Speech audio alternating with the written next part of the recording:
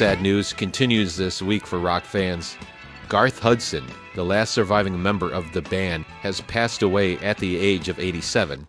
The quiet genius behind the keys, Hudson's swirling organ and classically influenced piano work helped define the band's distinct sound, blending folk, blues, and rock into something truly timeless.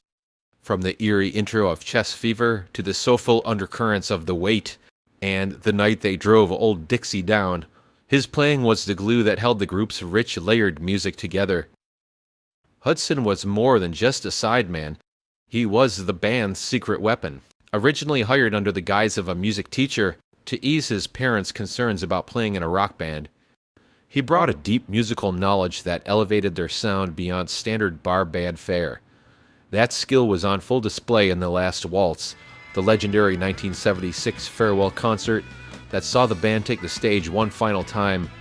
Backed by a lineup of rock royalty, Hudson's organ solo on Chest Fever that night remains one of the film's most haunting moments, and his quiet presence in the background, while the likes of Bob Dylan, Eric Clapton, and Joni Mitchell shared the spotlight, spoke volumes about his role in the group, the musical backbone, never the frontman. With Garth Hudson's passing, all 5 core members of the band, Levon Helm, Rich Danko, Richard Manuel, Robbie Robertson, and now Hudson, are gone. Before the band became legends in their own right, they were best known as Bob Dylan's backing group, then called the Hawks.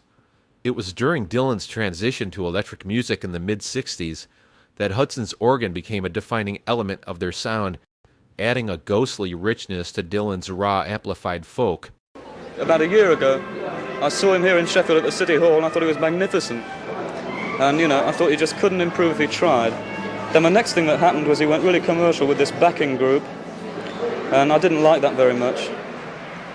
I don't know what he's trying to do. I think he's conceding to to some sort of popular taste. I think it's a bad thing. I think he's prostituting himself.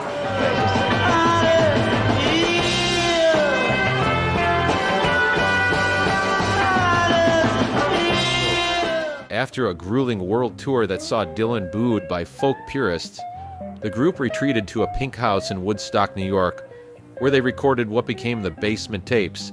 These sessions, filled with loose, rootsy explorations, set the stage for the band's own debut, Music from the Big Pink, which helped reshape rock music by looking backwards, towards rustic American traditions, rather than the psychedelic excesses of the time. Unlike some of his bandmates whose later years were marred by struggles and tragedy, Hudson lived a long life. Though largely out of the public eye, his influence stretched beyond the band, gracing records by Bob Dylan, Neil Young, Emmylou Harris, and countless others.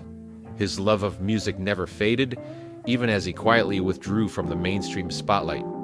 Now the book is closed on one of rock's most revered groups, but the music, rich, mysterious, and deeply moving, remains.